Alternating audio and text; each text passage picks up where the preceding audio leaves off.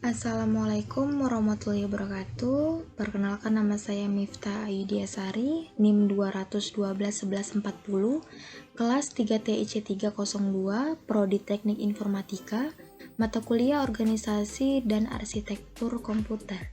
Di sini saya akan mempresentasikan hasil kerja saya yang berjudul Sistem Bus. Sistem bus memiliki arti yaitu komponen-komponen utama komputer yang saling berhubungan antara CPU, memori, input atau output. Bus juga merupakan sistem komputer yang berfungsi untuk memindahkan data antar bagian-bagian dalam sistem komputer. Struktur bus yaitu yang pertama data bus saluran data, kedua address bus saluran alamat, ketiga kontrol bus saluran kontrol. Kita akan menjelaskan satu persatu. Yang pertama yaitu saluran data. Saluran data memberikan lintasan bagi perpindahan data antara dua modul sistem. Saluran ini secara kolektif disebut bus data. Jumlah saluran ini dikaitkan dengan lebar bus data karena pada suatu saat tertentu masing-masing saluran hanya membawa 1 bit. Maka jumlah saluran menentukan jumlah bit yang dapat dipindahkan pada suatu saat. Tujuan saluran data yaitu agar mentransfer word dalam sekali waktu. Jumlah dalam satu bus data dikatakan lebar bus dengan satuan bit, misal lebar bus 16 bit. Kemudian yang kedua yaitu saluran alamat.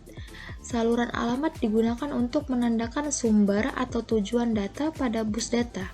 Misalnya, bila CPU akan membaca sebuah word data dari memori, maka CPU akan menaruh alamat word yang dimaksud pada saluran alamat. Selain itu, umumnya saluran alamat juga dipakai untuk mengamati port-port input atau output. Tujuan saluran alamat yaitu digunakan untuk mengirim alamat word pada memori yang akan diakses CPU dan untuk saluran alamat perangkat modul komputer saat CPU mengakses suatu modul. Contoh dari saluran alamat yaitu mengakses port input-output, maka port input atau output harus memiliki alamat hardware-nya. Lalu yang ketiga yaitu saluran kontrol. Saluran kontrol digunakan untuk mengontrol akses ke saluran alamat dan pengguna data dan saluran alamat. Karena data dan saluran alamat dipakai bersama oleh seluruh komponen, maka harus ada alat untuk mengontrol penggunanya. Umumnya, saluran kontrol meliputi memory write, memory read, input atau output write, input atau output read, transfer ACK, bus request, dan lain-lain. Tujuan dari saluran kontrol yaitu digunakan untuk menspesifikasikan sumber dan tujuan data pada bus data untuk menyalurkan alamat perangkat modul komputer saat CPU mengakses suatu modul. Kemudian, bus memiliki jenis data yaitu satu memori, kedua modul input atau output, ketiga CPU. Yang pertama yang akan kita jelaskan yaitu memori. Memori umumnya terdiri atas n word memori dengan panjang yang sama. Masing-masing word diberi alamat numerik yang unik, angka 0, 1, 2, dan seterusnya. Word dapat dibaca maupun ditulis pada memori dengan kontrol read dan write. Lokasi bagi operasi dispesifikasikan oleh sebuah alamat. Kemudian yang kedua yaitu modul input atau output. Operasi modul input atau output adalah pertukaran data dari dan ke dalam komputer. Berdasarkan pandangan internet, modul input atau output dipandang sebagai sebuah memori dengan operasi pembacaan dan penulisan. Modul input atau output dapat mengontrol lebih dari sebuah perangkat periferal. Modul input atau output juga dapat mengirimkan sinyal interrupt. Kemudian yang ketiga yaitu CPU. CPU berfungsi sebagai pusat pengolahan dan eksekusi data berdasarkan rutin program yang diberikan padanya. CPU mengendalikan seluruh sistem komputer sehingga sebagai konsekuensinya memiliki koneksi ke seluruh modul yang menjadi bagian sistem komputer. Kemudian, bus memiliki karakteristik pertukaran data. Yang pertama yaitu memori ke CPU. CPU melakukan pembacaan data maupun instruksi dari memori. Kedua, CPU ke memori. CPU melakukan penyimpanan atau penulisan data ke memori. Ketiga, input atau output ke CPU. CPU membaca data dari peripheral melalui modul input atau output. Keempat, CPU ke input atau output. CPU mengirimkan data ke perangkat peripheral melalui modul input atau output. Input atau output ke memori atau dari memori digunakan pada sistem DMA. Lalu, elemen-elemen rancangan bus. Rancangan bus memiliki elemen yang pertama yaitu jenis bus. Jenis bus dapat dibedakan atas 1. Dedicate. Dedicate merupakan metode di mana setiap bus atau saluran secara permanen diberi fungsi atau subset fisik komponen komputer. Kedua, time multiplace. Metode penggunaan bus yang sama untuk berbagai keperluan sehingga menghemat ruang dan biaya. Yang kedua yaitu metode arbitrasi. Metode ini merupakan metode pengaturan dari penggunaan bus dan dapat dibedakan atas 1. Tersentralisasi merupakan menggunakan arbiter sebagai pengatur sentral. Kedua, terdistribusi, setiap bus memiliki akses kontrol logis. Ketiga yaitu timing. Timing berkaitan dengan cara terjadinya event yang diatur pada bus sistem dan dapat dibedakan atas 1. Synchronous, yaitu terjadinya event pada bus ditentukan oleh clock atau pewaktu. Kedua, asynchronous, terjadi event pada bus ditentukan oleh clock atau pewaktu. Keempat yaitu lebar bus. Semakin lebar bus data, semakin besar bit yang dapat ditransfer pada suatu data. Kemudian terakhir yaitu 5 jenis transfer data. Transfer data yang menggunakan bus diantaranya itu 1. Operasi read, kedua operasi write, ketiga operasi read modify write, ketiga operasi read after write, kelima operasi block. Kemudian contoh bus yang banyak digunakan pada komputer modern saat ini yaitu 1. Bus prosesor. Bus prosesor merupakan bus tercepat dalam sistem dan menjadi bus inti dalam chipset dan motherboard.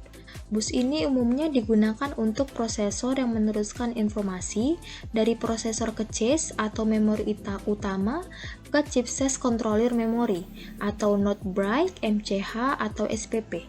Bus ini berjalan dengan kecepatan 100 mH, 133 mH, 200 mH, 266 mH, 400 mH, 533 mH, 800 mH, 1000 mH atau 1066 mH. Kedua yaitu bus AGP atau Accelerated Graphic Port. Bus yang didesain secara spesifik untuk kartu grafis. Bus ini berfungsi dengan kecepatan 66 mH atau mode AGP 1 kali, 133 mH mode AGP 2 atau 533 mH mode AGP 8. Kemudian yang ketiga yaitu bus PCI atau Peripheral Component Interconnect. Bus PCI ini tidak tergantung prosesor dan berfungsi sebagai bus peripheral. Bus ini memiliki kinerja tinggi untuk sistem input atau output berkecepatan tinggi. Bus ini berjalan pada kecepatan 33 mH dengan lebar lajur 32 bit. Keempat yaitu bus PCI Express atau Peripheral Component Interconnect Express. Bus ini dibuat untuk menggantikan bus PCI yang lama. PCI Express memiliki kemampuan transfer data yang lebih cepat, terutama untuk keperluan grafis 3D, sehingga banyak motherboard yang mengadopsi PCI Express. Kelima yaitu bus MCA atau Micro Channel Architecture. Bus MCA adalah bus input atau output dengan bandwidth 32 bit, diciptakan untuk menggantikan bus ISA 8 atau 16 bit yang lambat. Sebuah prosesor 32 bit yakni Intel 80386DX, namun bus ISA hanya dapat mengirimkan 16 bit dalam satu waktu, sehingga IBM memutuskan untuk membuat MCA bus. Keenam yaitu bus ISA atau Industri Standard Architecture. Bus data yang lebarnya 8 bit yang diperkenalkan IBM PC 5150 pada 12 Agustus 1981. Bus ISA menambah bus data menjadi 16 bit, sehingga terdapat dua bus ISA yang beredar, yakni bus ISA 8 bit dan bus ISA 16 bit. Ketujuh yaitu bus EISA atau Extended Industry Standard Architecture. Bus input atau output yang diperkenalkan pada September 1988 ini sebagai respon dari peluncuran bus MCA oleh IBM. Bus ini mengizinkan penggunanya untuk konfigurasi melalui perangkat lunak, sehingga bisa dikatakan jika ISA dan MCA adalah pelopor plug dan play. Kemudian ke-8 yaitu bus USB atau Universal Serial Bus.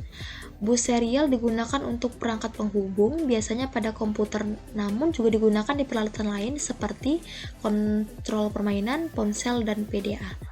USB dapat menghubungkan peralatan tambahan komputer seperti mouse, keyboard, pemindahan gambar, hard disk, dan komponen networking. 9 yaitu bus SCSI, Small Computer System Interface. Perangkat peripheral eksternal yang dipopulerkan oleh Macintosh ini dipopulerkan pada tahun 1984. SCSI merupakan interface standar untuk drive CD-ROM, peralatan audio, hard disk, dan perangkat penyimpanan eksternal berukuran besar. Kemudian ke-10 yaitu bus 1934. Bus 1934 yang mempunyai nama FireWire memiliki kecepatan tinggi di atas SCSI dan PCSI. Bus 1934 ini sangat cepat, murah, dan mudah untuk diimplementasikan. Terakhir yaitu cara kerja sistem bus. Yang pertama yaitu pada sistem komputer yang lebih maju, arsitektur komputernya akan lebih kompleks, sehingga untuk meningkatkan performa digunakan beberapa buah bus. Kedua, tiap bus merupakan jalur data antara beberapa device yang berbeda. Dengan cara ini, RAM, prosesor, GPU atau FGA-AGP dihubungkan oleh bus utama berkecepatan tinggi yang lebih dikenal dengan nama FSB atau Front Side Bus.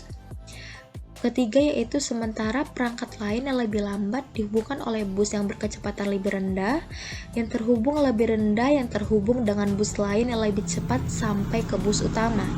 Untuk komunikasi antara bus ini digunakan sebuah bridge. Sekian presentasi tugas saya, lebih dan kurangnya saya mohon maaf.